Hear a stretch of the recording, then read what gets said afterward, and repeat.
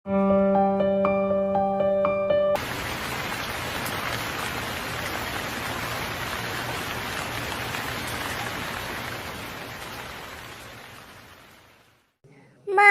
বাইরে তো আজ অনেক বৃষ্টি হচ্ছে।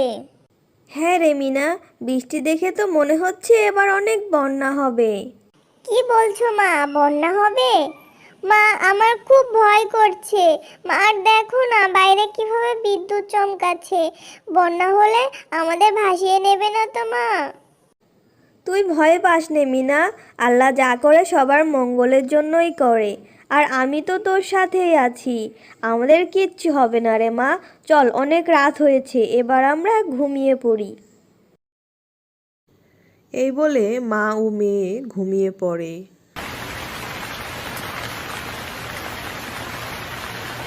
মা, ওঠো মা, দেখো।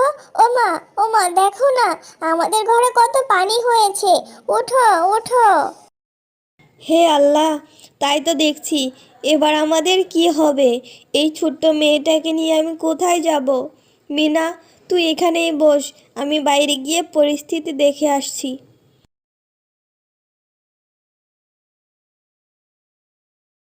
এ কি, বাইরে তো দেখছি অনেক পানি, বন্যা হয়েছে তো, মাঠঘাট পুরো ডুবিয়েছে।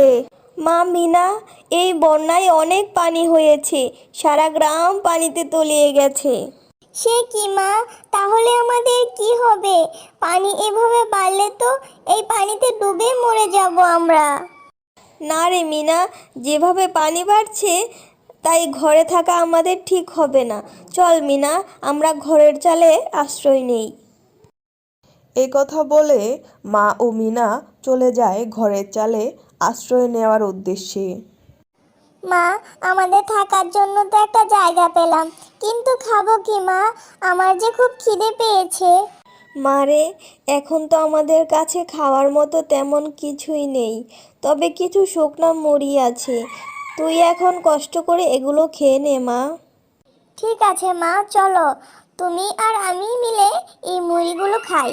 না রে মা, তুই এখন খেয়ে নে, আমি এখন খাবো না, আমার এখন ক্ষুধা পায়নি যে। না মা, আমি জানি তুমি কাল রাতেও কিছু খাওনি, তোমারও খিদে পেয়েছে, তাই তুমি না খেলে আমিও খাবো না। মারে, আমাদের কাছে যে খুব অল্প পরিমাণ মুড়ি আছে, এগুলো দিয়ে যে আমাদের কিছুদিন চলতে হবে মা। তাই তুই এখন খেয়ে নে, আমি পরে খাবো। মা, ও মা, দেখো না এইদিকে একটা নৌকা ভেসে আসছে। হ্যাঁ রে মা, তাই তো দেখছি, হয়তো আল্লাহ আমাদের উপর দয়া করেছে রে মা। মা, চলো আমরা এই নৌকা দিয়ে খাবার খুঁজে আনি। মারে, এই বন্যায় তো সবারই আমাদের মতো অবস্থা, তাই আমরা খাবার কোথায় পাবো বল? তার চেয়ে বরং চল এই নৌকা দিয়ে আমরা কোথাও নিরাপদ জায়গায় চলে যাই। এই কথা বলে তারা মা ও মেয়ে নৌকা নিয়ে চলে যায় নিরাপদ স্থানের খুঁজে।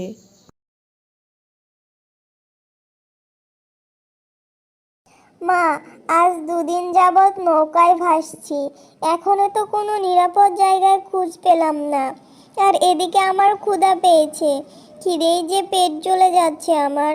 তুমি কিছু একটা করো মা, কিছু একটা করো। মারে, আমি অসহায়, আমি এখন তোকে কোথা থেকে খাবার এনে দেবো রে মা? আল্লাহ নিশ্চয়ই একটা ব্যবস্থা করে দেবে। কাঁদিস না মা, কাঁদিস না, একটু ধৈর্য ধর মা। মিনা, দেখ, ওই তো দূরে একটা শুকনো দ্বীপ দেখা যাচ্ছে। চল মা, আমরা ওখানে যাই, কোনো কোনো কোনো না কোনো ব্যবস্থা ওখানে হবেই। হ্যাঁ মা, চলো মা, তাড়াতাড়ি চলো। এই কথা বলে তারা সেই দ্বীপের উদ্দেশ্যে চলে যায়। মা, মা, দেখো না দ্বীপটা কত সুন্দর। এটা কোন জায়গা মা? জানি না রে মা, এটা কোন জায়গা, তবে চল দ্বীপে গিয়ে দেখি কোনো খাবার পাই কি না। হ্যাঁ মা, চলো।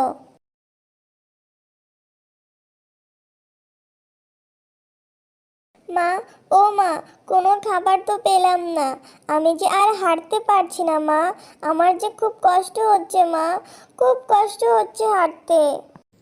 মিনা, ধৈর্যহারা হোস না মা, আর একটু কষ্ট কর, আল্লাহ সব ব্যবস্থা করে দিবেন আমাদের। দুষ্টু তান্ত্রিক, তুই যাই বলিস না কেন, আমি তোকে আমার জাদুর কাঠি কখনোই দেব না। তুই জাদুর কাঠি দিয়ে সর্বশক্তি লাভ করতে চাস, কিন্তু তোর এই আশা কোনোদিন পূরণ হবে না। আমি তোকে আমার জাদুর কাঠি কখনোই দিব না। ঠিক আছে, তুই যদি তোর জাদুর কাঠি না দিস, আমি যদি সর্বশক্তি না পাই, তাহলে আমিও তোকে বাঁচিয়ে রাখবো না। এবার বল তুই কি করবি? তুই যা করার করে নে তান্ত্রিক, আমি তোকে কিছুতেই আমার জাদুর কাঠি দেব না। তোর উদ্দেশ্য কখনোই পূরণ হতে দেব না। মা মা, ওই দেখো, একটা তান্ত্রিক একটা পরীকে আটকে রেখেছে আর তার জাদুর কাঠি চাইছে। আমাদের এই পরীটাকে বাঁচাতে হবে, না হলে ওই দুষ্ট তান্ত্রিক পরীটাকে মেরে ফেলবে। হ্যাঁ রে মা, তুই ঠিকই বলেছিস, আমাদের ওই অসহায় পরীটাকে বাঁচাতে হবে। তুই এখানে দাঁড়া, আমি দেখছি কি করা যায়। যে করেই হোক পরীটাকে বাঁচাতে হবে আমাকে। হ্যাঁ মা, যা করার তাড়াতাড়ি করো, কিন্তু হ্যাঁ, তুমি সাবধান, ওই দুষ্ট তান্ত্রিক তোমারও ক্ষতি করে দিতে পারে। এরপর শেফা পরীটাকে বাঁচানোর জন্য দুষ্ট তান্ত্রিককে লাথি দিয়ে আগুনে ফেলে দেয়। আ আমার সারা শরীর জ্বলে গেল গো, আমার সারা শরীর জ্বলে গেল। আমাকে ছেড়ে দে, আমাকে বাঁচা। আমি কথা দিচ্ছি, আমি আর কখনো এমন করব না, আর কখনো কারো ক্ষতি করব না। আমাকে ছেড়ে দে, আমাকে বাঁচতে দে। এইদিকে দুষ্টতান্ত্রিক আগুনে পুড়ে ছাই হয়ে যায়। এরপর শেফালি পরীর কাছে যায় আর তার বাঁধন খুলে পরীকে মুক্ত করে দেয়।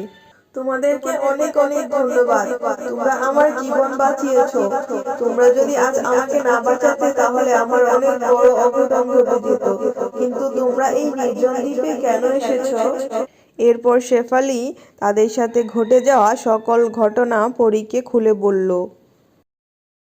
তোমাদের কথা শুনে আমার অনেক কষ্ট হচ্ছে। তোমরা যেহেতু আমার জীবন বাঁচিয়েছো, তাই আমি তোমাদেরকে উপকার করতে চাই। তোমাদের একটা জাদুর তরমুজ বাড়ি দিচ্ছি। এখানে তোমাদের প্রয়োজনীয় সবকিছু পেয়ে যাবে। জাদুর তরমুজ বাড়িতে তোমাদের কোনো অভাব হবে না। তারপর পরী তার জাদুর কাঠি দিয়ে তাদের একটা জাদুর তরমুজ বাড়ি উপহার দেয়। অনেক অনেক ধন্যবাদ পরি তোমাকে। তোমার ঋণ কোনোদিন আমরা ভুলবো না। তুমি আমাদের এই বিপদে অনেক উপকার করলে। তোমাদেরকে অনেক ধন্যবাদ, তোমরা আমার জীবন বাঁচিয়েছো, অনেক উপকার করেছো। আমি তোমাদের কাছে কৃতজ্ঞ থাকবো। তোমরা যখনই আমাকে ডাকবে আমি তখনই চলে আসবো। এবার আমি আসি। এই কথা বলে পরী সেখান থেকে চলে যায়। মা, আমরা এখন যা ইচ্ছা তাই খেতে পারবো, তাই না? আমাদের আর কোনো অভাব থাকবে না, আমাদের আর পথে পথে ঘুরতেও হবে না। হ্যাঁ রে মা, আল্লাহ এতদিনে আমাদের ওপর মুখ তুলে তাকিয়েছেন, তাই পরীর মাধ্যমে আমাদের একটা বাড়ি উপহার দিয়েছেন। আল্লাহর কাছে লাখ লাখ শুক্রিয়া।